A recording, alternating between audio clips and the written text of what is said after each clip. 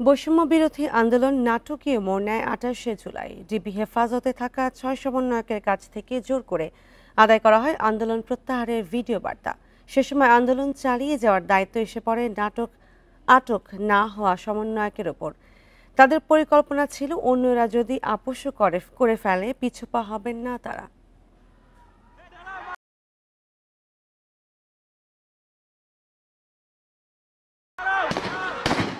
শিক্ষার্থীদের বৈষম্য বিরোধী আন্দোলনে মৃত্যুর মিছিল শুরু হয় ১৬ জুলাই থেকে। এদিন আইনশৃঙ্খলা বাহিনীর গুলিতে প্রাণ হারান রংপুরের আবু সাঈদ। এরপরই সারা দেশে ছড়িয়ে পড়ে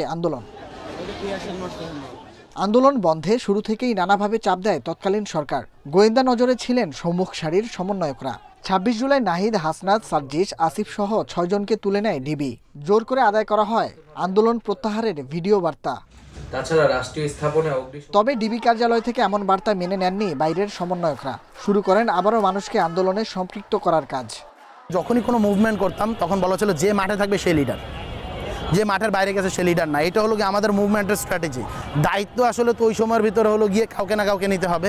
আমাদের ঘাড়ে ওই দায়িত্বটা আসছে, আমরা নিলাম। নিয়ে আমরা ওখানের ভিতরে একটা বিবৃতি জানালাম যে এটা আমরা মানি না, আন্দোলন চলবে। তাদেরকে জোরপূর্বক এই বিবৃতি দেওয়া হয়েছে। নজরদারির কারণে এক প্রকার ছন্নছাড়া ছিলেন বাইরে থাকা সমন্বয়করা। দুই এক জায়গায় হঠাৎ কয়েকজন জড়ো হয়ে দিতেন নতুন কর্মসূচি। আমরা যেহেতু পূর্বেই নির্দেশপ্রাপ্ত ছিলাম এবং প্রস্তুত ছিলাম, আন্দোলনটাকে যদি এই ৬ জন টোটালি আসলে কারো চাপে না পড়ে নিজেরাই যদি সিদ্ধান্ত নিয়ে বিট্রে করত, তবুও আমরা আন্দোলনটাকে চালিয়ে যেতাম।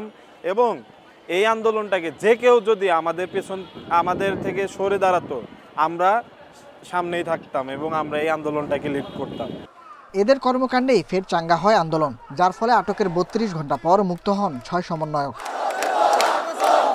Nahid Kamal, independent news, Dhaka.